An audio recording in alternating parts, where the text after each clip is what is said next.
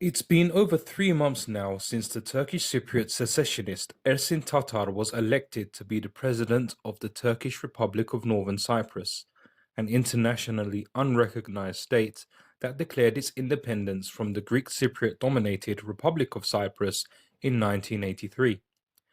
Tatar, who was at the time of the election serving as the country's prime minister, heading a coalition government led by his right-wing National Union Party, was elected president on the premise that he would seek recognition for the TRNC once in office.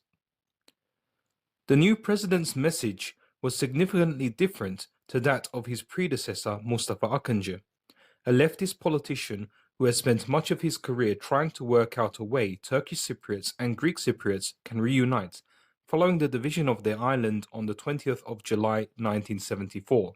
The day Turkey decided to exercise the guarantor powers granted to it by the 1960 Treaty of Guarantee. The Turkish military intervention came 5 days after a Greek-inspired coup ousted the island's then-president Archbishop Makarios and threatened to pave the way for Cyprus to be annexed by Greece, at the expense of the politically sidelined Turkish Cypriots, who were categorically opposed to the project their Greek Cypriot counterparts called Enosis. According to the text of the treaty, which was also signed by Greece and the island's former colonial power Britain, all parties to the treaty had the right to militarily intervene in Cyprus, either collectively or unilaterally, in the event of a disruption to the island's state of affairs, with the aim of restoring those state of affairs. Greece, which was at the time under nationalist military rule, did not uphold its role as a stabilizing force.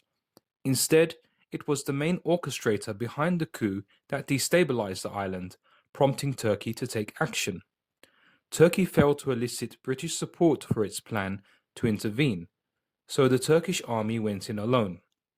Legally speaking, Turkey had the right to seize temporary control of the entire island and remain there as a guarantor of peace until Turkish Cypriots and Greek Cypriots could properly form a new government under the auspices of the 1960 Cyprus Constitution. However, the Turkish military operation that started from the island's north and made its advance southwards was halted at what is today known as the Green Line, a UN-controlled buffer zone that splits the island in two. While the island's Turks sought safety in the Turkish-controlled north, Greeks harbored themselves in the south. Thus, these two people were never given the opportunity to get on with life as it was before the division. This became the status quo in Cyprus, and 47 years on, numerous discussions about reuniting the island have come to nothing. Nonetheless, every time talks failed, hope for further negotiations was soon revived. Even in 2004, when Greek Cypriots rejected then UN Secretary-General Kofi Annan's plan for reunification in a referendum, reunification still remained on the table. Talks continued at various levels, even when they were being attended by officials who themselves weren't so keen on them. In 2014, the UN approved a bizonal federal plan for the reunification of Cyprus, and this was when the Turkish Cypriot side was being led by Dervish Eroldu, who himself was more in favor of secession. Yet it was the will of the people on both sides of the divide that dictated to their leaders what should be done, and strangely enough, Turkey too was encouraging Turkish Cypriots to engage with their Greek Cypriot counterparts. Based on the framework of the 2014 agreement, the island's two dominant communities came within a fraction of an inch of resolving their decades-long dispute at talks held in Crans-Montana in 2017. This was seemingly the closest the two sides had ever come to agreeing terms, and if it wasn't for a disagreement over the continuation of the aforementioned treaty, they very well might have resolved their problems. However, this time the mood after the collapse of negotiations was different. There was a sense of exhaustion, particularly on the Turkish Cypriot side, and a deep feeling of hopelessness. Ersin Tatar successfully tapped into these emotions during his election campaign when he promised to get the TRNC recognized on the international scene. Tatar became a symbol of change for the Turkish Cypriots, not necessarily change for the better, but change nonetheless. His election rival Akıncı, on the other hand, could promise nothing but the same disappointment, and really, in the absence of negotiations, Akıncı had pretty much become redundant. Days before the election, Tatar pulled a trick out of his sleeve by reopening part of the closed city of Varosha. It was a move that brought an air of triumph, enough to secure the support of the Turkish Cypriot right wing. This was particularly the case for a large segment of society who had migrated to the TRNC from Turkey post-1974, as they fear that they will be the hardest hit by any reunification deal owing to the fact that they settled in homes that were once occupied by Greek Cypriots.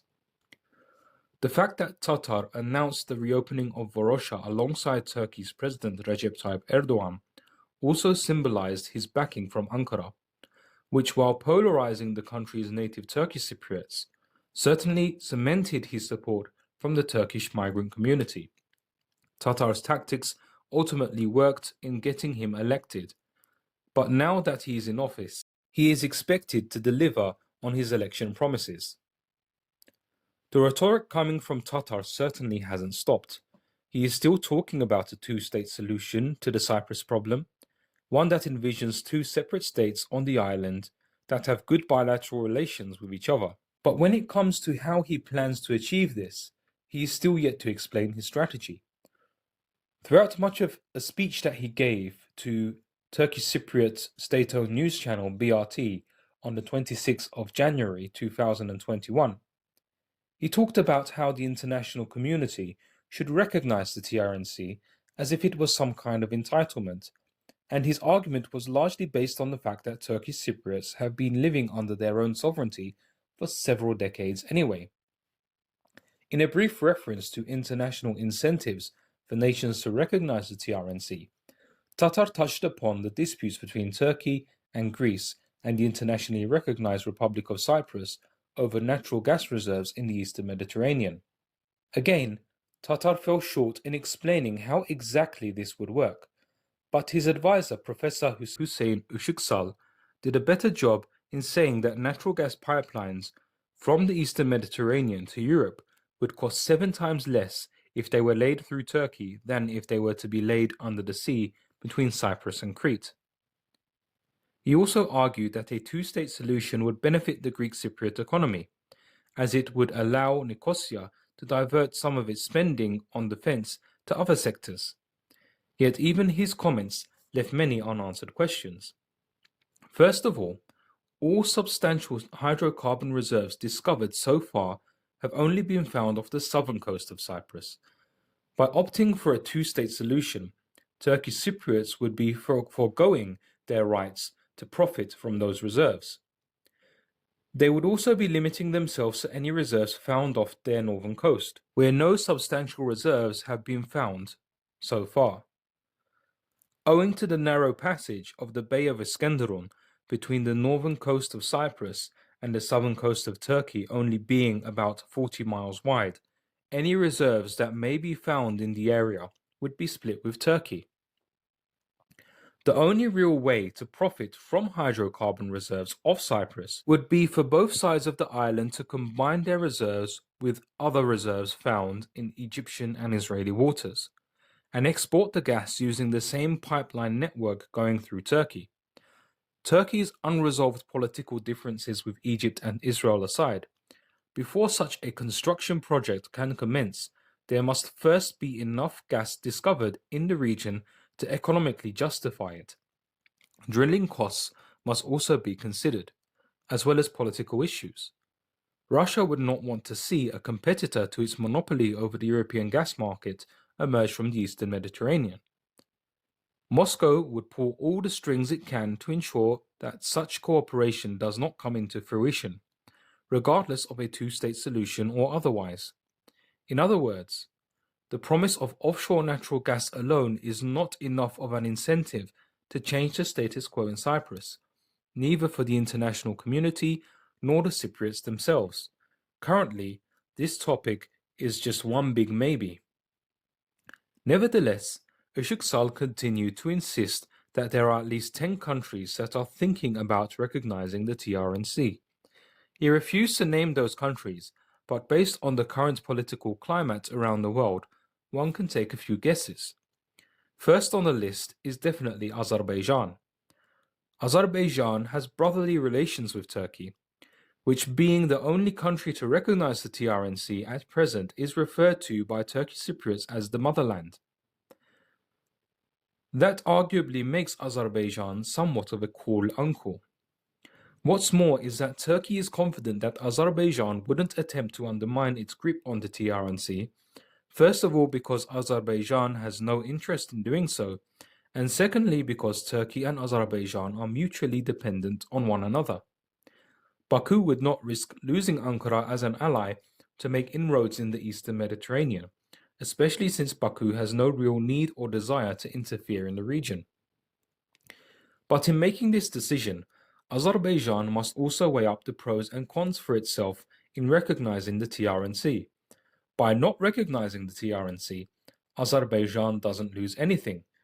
But if they were to recognize the TRNC, they would no doubt lose the Republic of Cyprus as a trading ally and potentially upset other trading allies that have good relations with the Greek Cypriots, not to mention become the target of international sanctions if the powers that be see fit. Azerbaijan's predicament also goes for other nations that have warm ties with Turkey, but prefer not to risk being blacklisted by recognizing the TRNC. Pakistan and Bangladesh were already intimidated into backing down following threats by the world's big players in 1983, and not much has changed since then.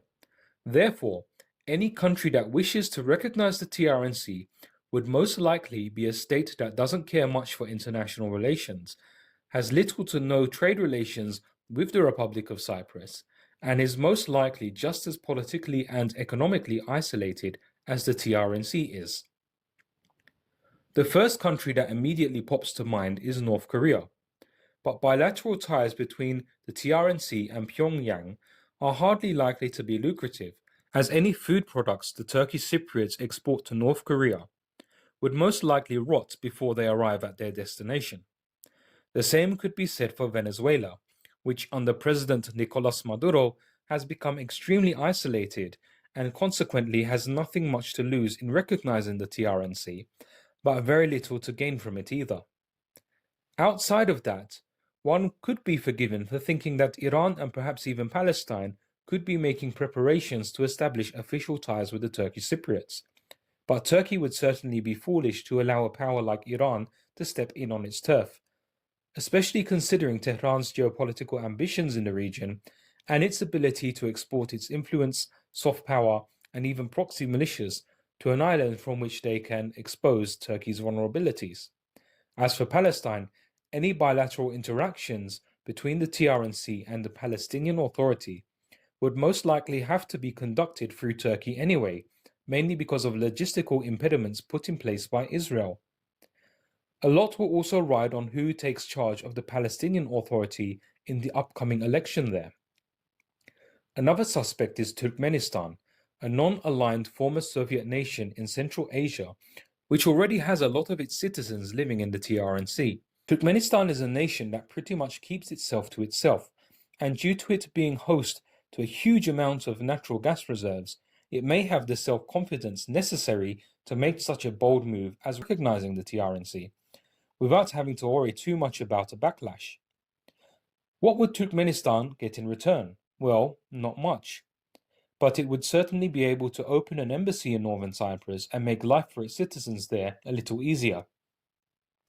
As for other countries who may be interested, the TRNC might opt for a like-for-like approach, meaning they would recognize another unrecognized state in return for their own recognition.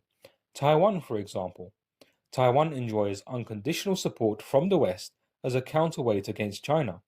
It is too important for the West's containment strategy against China to come under crippling sanctions for its recognition of the TRNC. Breakaway regions like Abkhazia and South Ossetia in Georgia could also be included in some kind of deal between Turkey and Russia.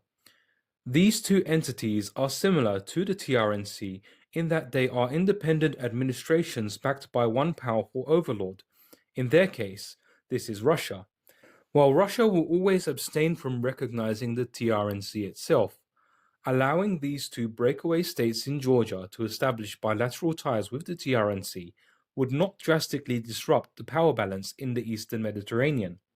And in return, Moscow might be able to negotiate a mutually beneficial deal with Ankara on other matters.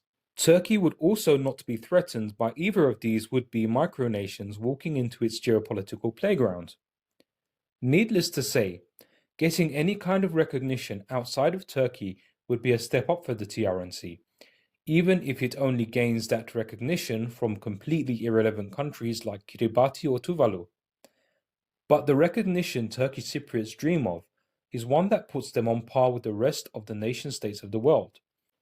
In the words of Professor Michael Stephen, author of The Cyprus Question and former advisor to Rauf Denktash, the founding president of the TRNC, a country needs critical mass to be considered a recognized state. One country recognizing would be brushed aside, he said. But if you have 20 or 30, then you have recognition.